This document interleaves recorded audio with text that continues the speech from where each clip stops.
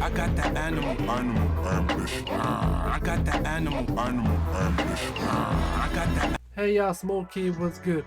In this video, I'm gonna be watching 10 wrestlers who took kayfabe way too seriously.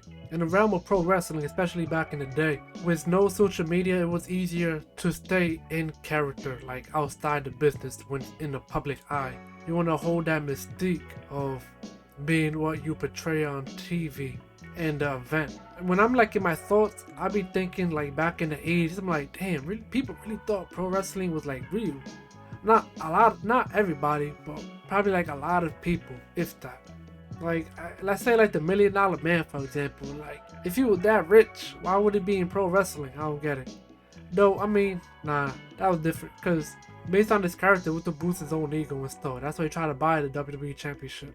Honestly, that's good story booking, but so yeah, let's take a watch of the video.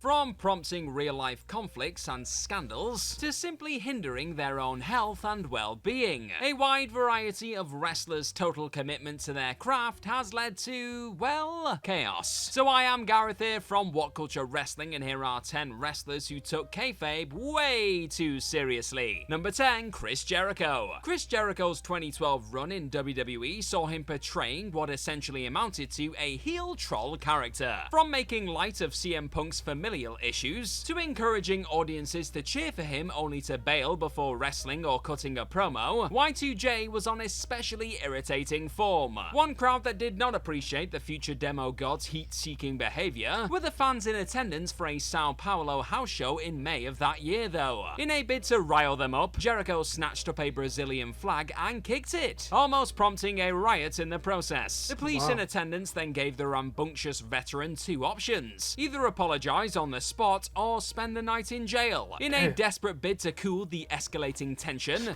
it is not America, bro. It is not America. Oh my god. Throw freedom of speech out the window. Jericho quickly broke character and kayfabe mid-match to apologize to the crowd. Desecrating the flag is an imprisonable crime in Brazil, and Jericho's commitment to playing a disrespectful villain almost cost him dearly. While the show went on without any further issue, Jericho was soon slapped with a 30-day suspension for his antics. Damn. Number 9, MJ. And it reminded me, way back when, probably like early 2010s, they were singing the national anthem at a house show. And during the song playing, The Miz came out by orders of Finley. Since The Miz is a heel, you know, interrupt the anthem and then do whatever he was asked to do. And Finley got suspended afterwards. Suspended or fired. Because you can't do that, bro, at any event. It's but no matter how heelish it looks. That's just, you know, insane. Don't mess anything patriotic. JF. The salt of the earth's commitment to maintaining kayfabe beyond the ring has won him plenty of praise over the years. However, considering his obnoxious jerk persona, it's led to some rather unpleasant fan encounters as well. Earlier this year at Revolution, MJF retained the AEW World Championship in an instant classic Iron Man match with Bryan Danielson. At one point though, the champ threw a drink at an infant fan, prompting a fresh wave of boos. Unfortunately, I seen that pic. I thought this was recent. I'm like, when the hell did this happen? Nah, okay, that was a Revolution. All right. Yeah, that was trash. Unfortunately, the cheap heat at an infant fan, prompting a fresh wave of boos. Unfortunately, the cheap heat moment was not pre-planned, and the fans involved were less than pleased. The incident drew criticism within the wrestling sphere as well, with even longtime superheel Ric Flair dismissing it as a step too far. Fellow AEW star Scorpio Sky was also unimpressed, dissing the fans who thought MJF's actions were entertaining. Another incident occurred back in June too, when the Long Islander went to knock the hat off of a ringside fan and wound up doing considerably more damage, sending the fan's glasses flying. He may be our scumbag, but some could argue that perhaps Maxwell is taking his persona a little too far. Number 8, the Boogeyman. Former tough... I would be pissed, bro. Like, I need my glasses to drive home. You kidding me? Get out of here. I got a risk of getting hurt or getting into an accident because you're dumbass? Man, come on. tough enough competitor Martin Wright put his absolute all into his long-awaited arrival on the main roster. Unfortunately, that arrival came at the grim, worms-laden cost of portraying the Boogeyman. Sporting red, black, and occasionally yellow face paint, Wright would foam at the mouth, smash clocks over his head, and gyrate bizarrely on his way to the ring. A key facet of the gross-out gimmick was the Boogeyman's penchant for snacking on worms. Dead set against fakery, Wright made munching on legit worms a staple of his gig, feasting on the slimy, limbless creatures on TV, pay-per-view, and house show events. Those lucky fans. Also, after losing several of his bottom teeth during his stint in OVW, Booker T's biggest tormentor opted to not have them fixed. The logic was simple. Missing teeth would add to the overall creep factor of his new horror-inspired persona. Despite the ridiculous dedication to the character though, Wright never quite progressed past the undercard novelty act level. All those worms for nothing. Number 7, JB. I mean, he did his job. And give credit to him too. He lied about his age during Tough Enough. He got released from the competition afterwards, but they gave him another chance and became the Boogeyman, so that's pretty cool. And he signed to a Legends contract today, so that's awesome. JBL. In 2004, longtime tag team wrestler Bradshaw was reborn as JBL, a true titan of cheap heat. Mercilessly dissing every town he visited, the arrogant Texan would have the crowds riled up before he even got to the actual angle he was working that week. Unfortunately, a trip to Munich saw him take the act a bit too far, right in the midst of his first proper main event push. During a house show bout, Layfield did the unthinkable and threw up a Nazi salute, much to the horror of the German audience. In Germany, such behavior is considered a criminal act, something JBL quickly learned the hard way. At the time, he'd enjoyed a side gig working as a financial analyst for CNBC. In light of the backlash from the incident, however, the American news channel dropped the WWE star. On the bright side for Layfield though, Fox News didn't seem all that fussed with his eyebrow-raising antics, and he went on to do financial analysis there soon after. WWE, who were badly starved of main eventers at the time, with Brock Lesnar and Goldberg gone and the likes of Kurt Angle and Shawn Michaels dealing with injury woes, moved full steam ahead with the JBL super push that came to dominate SmackDown all the way up to WrestleMania 21 the next year. Number 6, John. But I mean, like, come on, bro. We are too accustomed to America. You can't do stuff like that. Kicking the respective country's flag, right, on their soil. A Nazi salute in Germany? Come on, bro. Nah. John Tenta, arguably best known for that time he crushed Hulk Hogan's ribs in a heated post-WrestleMania 6 angle as Earthquake, John Tenta endured a litany of odd gimmick repackagings throughout his pro wrestling run. Originally a sumo wrestler, the gargantuan Tenta's bicep tattoo of a tiger was covered up throughout his run in the sport. In Japan, tattoos are widely frowned upon thanks to their prevalence in Yakuza culture. Considering the difficulty Tenta's ink had caused him, surely he wouldn't go and do something silly like, say, getting a much larger tattoo done over it. Unfortunately, Tenta's inexplicable dedication to a new persona in WCW prompted him to do just that. In 1995, the Behemoth was handed a new shark-themed character. You already know where this is going. And in a staggering show of commitment to being the Shark, Tenta got in the tattoo chair for a total session time of 24 hours to have his tiger piece covered up with a far more sizable ocean predator. Considering the gimmick came and went quicker than an RKO out of nowhere, Tenta's efforts looked utterly ridiculous not long after they were first unveiled. Eating pinfalls like they were going out of style, the Shark persona was a long, sad fall from the Canadian super heavyweight's brief run as a cartoon-era beast. Number 5, Sabu. Sports entertainment is tough to break in, man.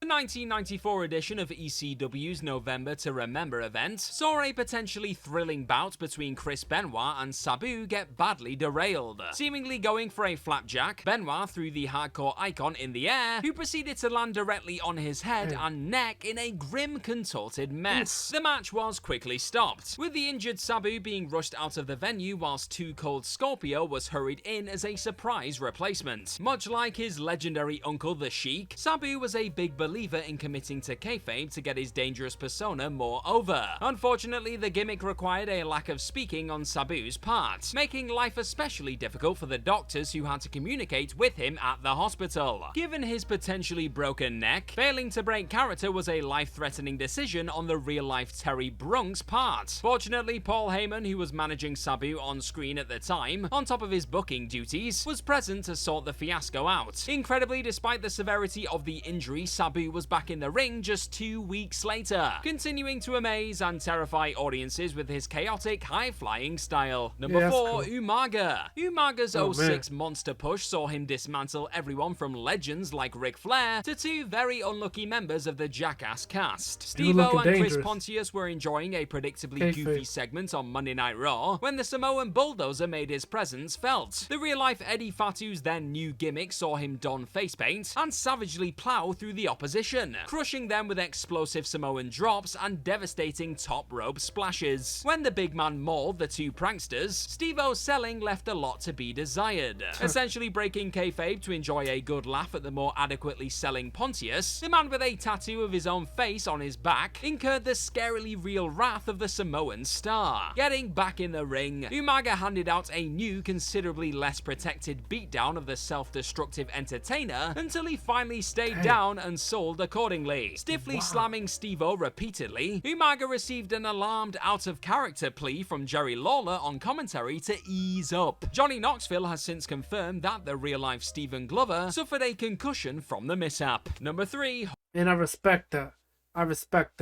You can't come into this business as a guest and then disrespect us like that, bro.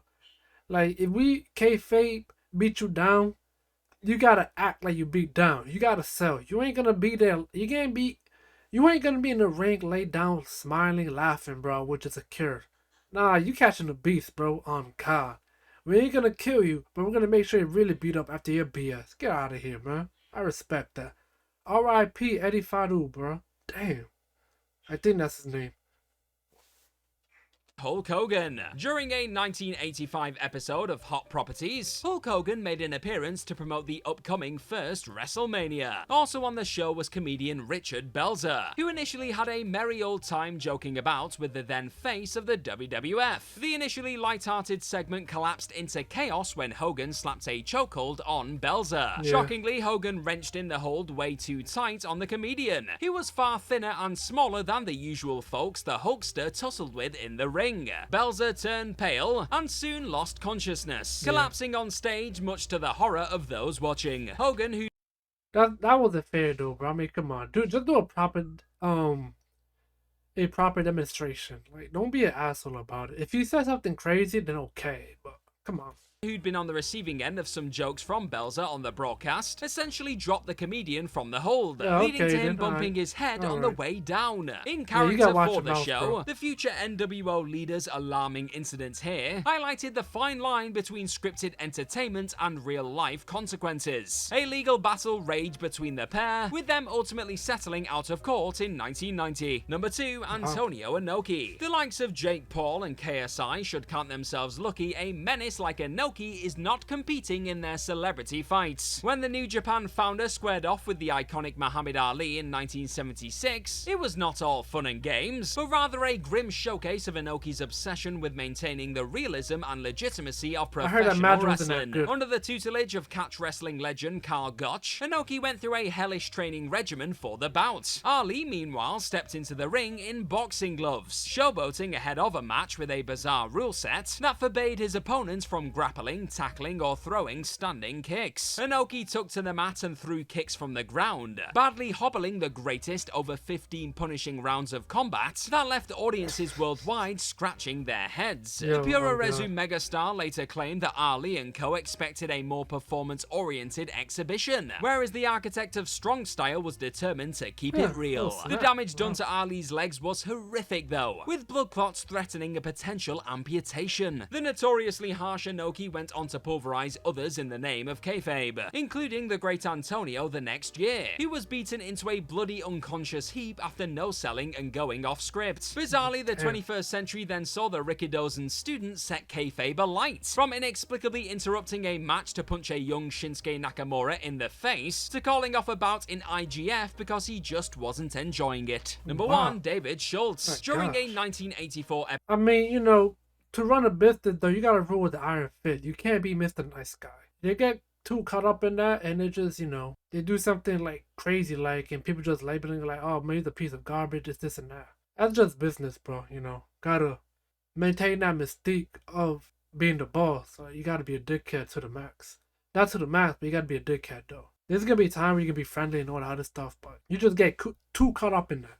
Episode of ABC's 2020, famed TV host John Stossel questioned the legitimacy of professional wrestling. The problem was he questioned it in front of a fully in kayfabe David Schultz. Enraged by the audacity of being asked whether or not his craft was a work, Schultz slapped Stossel silly on camera. Both stiff shots from Schultz sent the reporter to the ground. The quick beating unsurprisingly garnered widespread controversy and coverage, with the Nashville-born grappler quickly coming under fire. Suspended from the ring by the New York State Athletic Commission for his actions, Schultz was quick to apologize. However, it was simply not enough in the court of public opinion, with Stossel complaining of hearing damage and nagging pains 2 months after the incident. Schultz was later cut completely from the WWF after a rumored altercation with Mr. T. Interestingly, Dr. D has denied the validity of the story, claiming he merely had a word with the Rocky III star. Regardless, police were purportedly called in, and Schultz was later dropped from the promotion, having simply caused too many troublesome incidents. Curiously, Schultz has since claimed that his decision to stay in character and rough Stossel up came from none other than Vince McMahon himself. While the validity of his claims are debatable, it does confirm that it was indeed the attempted preservation of kayfabe, right at a time when the business was starting to get seriously exposed, that led to the Stossel blow-up. And that's our list. Know any other wrestlers who took kayfabe way too seriously? Well, let us know all about them in the comments section right down below.